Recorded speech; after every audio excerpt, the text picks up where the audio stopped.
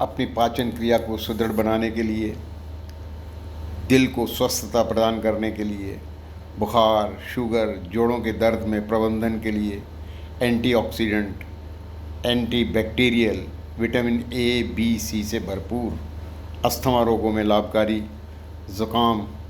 में भी लाभ, iron, phosphorus, calcium, fibre, potassium से, जो मैग्नीज से पोषित, खांसी से, खुजली से परेशान हैं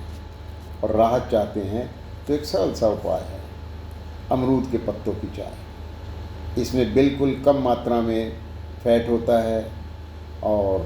प्रोटीन्स, कैलोरीज बहुत कम होती हैं, लेकिन पेट भरा रहता है, मोटापा कम करता है, इन्फेक्शन में लाभकारी है, शरीर में ऑक्सीजन की आपूर्ति इससे होती है, ब्लड सर्कुलेशन बेहतर होता है, त्वचा पे ग्लो बनी रहती है। 5-6 पत्तों को धोकर उनको उबालिए, ठंडा करके पीजिए।